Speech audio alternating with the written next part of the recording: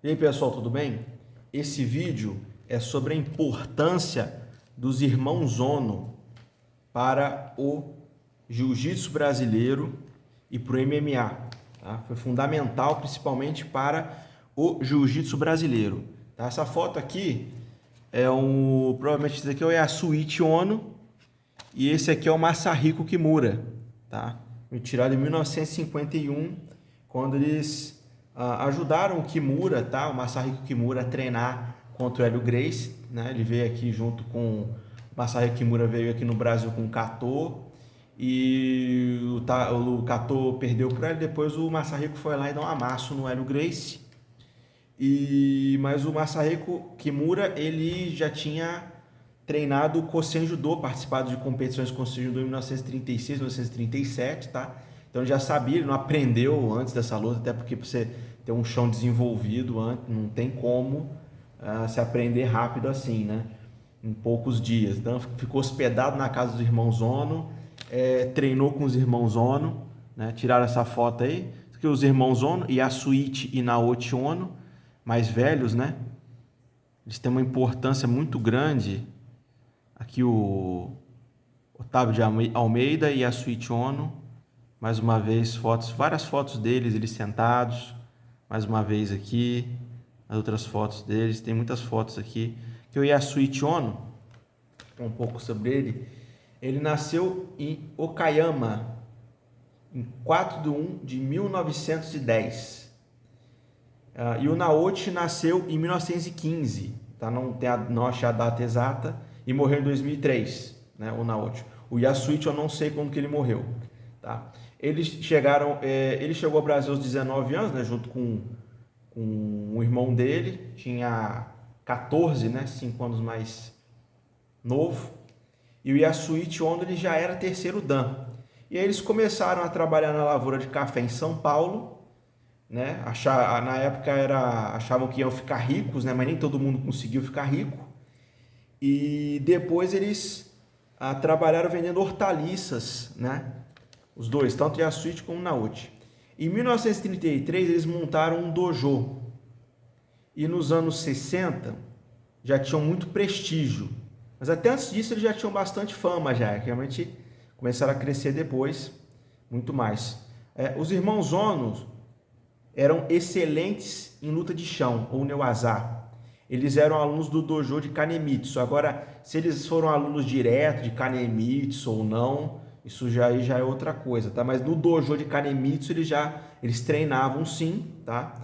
E se participaram de uma competição de Kosen Judô, também não sei. Muitos dizem que não. Kanemitsu e a Yasuichi, tem gente que chama de Aitibi e Atiryoi, mas Yatibi, Kanemitsu, vou chamar só de Kanemitsu, era mestre em luta de chão. Ele tinha um dojo em Okayama.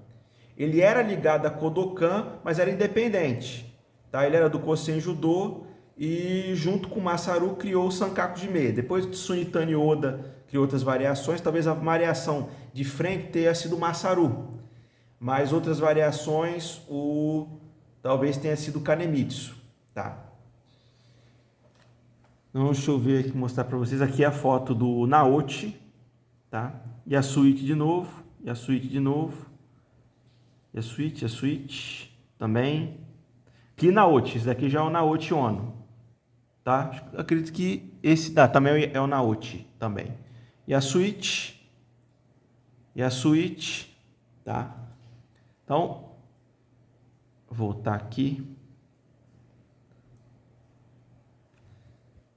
Vamos lá. Então, eles eram do Kosen Judô, deveriam ter treinado também a linha Kodokan. Claro que eles eram bons também em queda. Tá? O pessoal do Kosen Judô, eles não treinam só chão não, tá, gente? Eles treinam quedas também. Tanto é que as duas lutas que terminaram em empate de Yasuichi Ono contra o Hélio, eles eram tão bons no chão, mas na primeira luta, o Yasuichi derrubou ele 32 vezes, na segunda 27.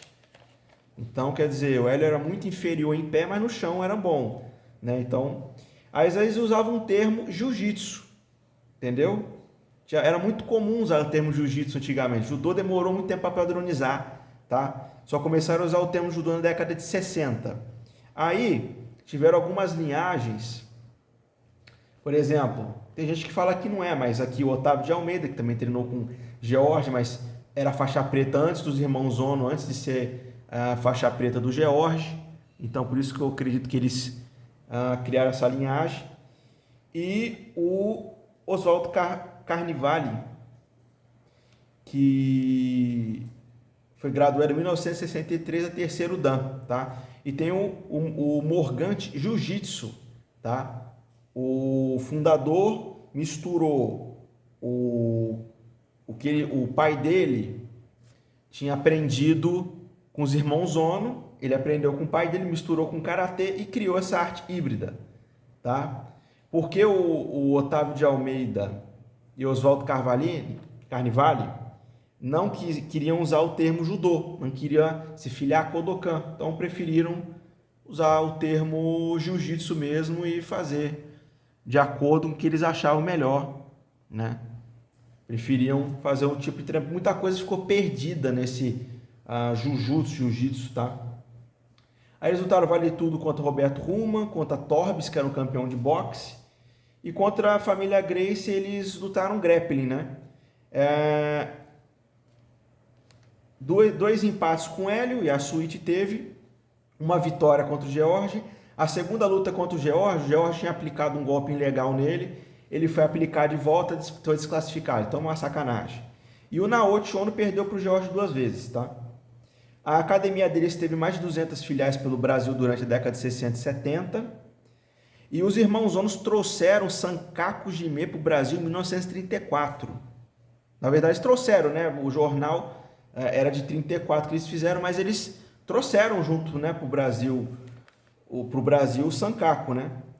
Que o São Paulo era a meca do jiu-jitsu, né? A partir do final da década de 20, até mais ou menos a década de 80, quando os Gracie lá no Rio de Janeiro começaram a popularizar, entendeu? Então a importância deles é gigantesca para o desenvolvimento do jiu-jitsu, com mais trabalho de chão, mais treino, as guardas do Kosen Judô, tudo isso veio, né? O Sankaku Jime trouxeram, né? O jornal popularizou, o jornal trouxe a matéria em 34, mas eles trouxeram, né? Junto com eles no final da década de 20, né? Então a importância deles é absurda, junto com o Geomori, junto com Takeo Iano e alguns outros mestres. Maeda, Satake foram importantes também, mas eles foram muito mais importantes.